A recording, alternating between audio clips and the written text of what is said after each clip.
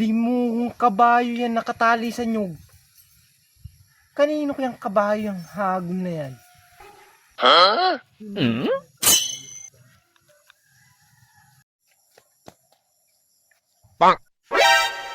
Sa nyug pa talaga nakatali itong kabayong ito ah.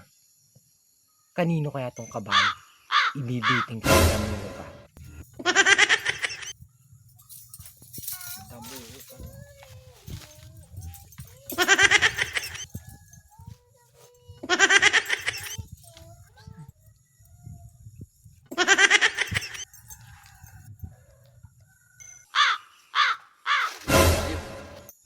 Damuho ka ha.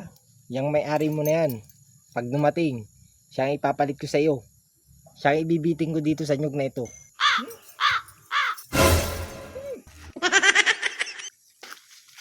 Kapag ulan ng kabayo, baka mabuti na ako na may-ari. Mahigpit man dito ang may-ari ng lupa.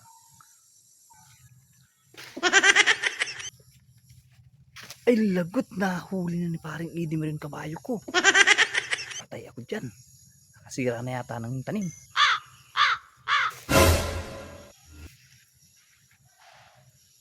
Naya na ang amo mo.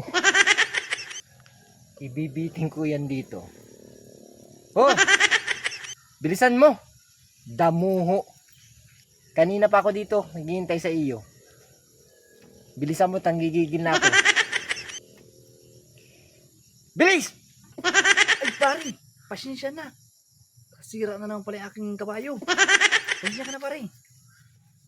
Nakasira. Sinadya mong dito nakatali ito sa nyug. Hindi, baka nagtali niya ng iba dyan. Pasensya na. Para kang walang tanim ha. Tingnan mo at mga nyug dyan at mga sira. Hindi na maulit pare.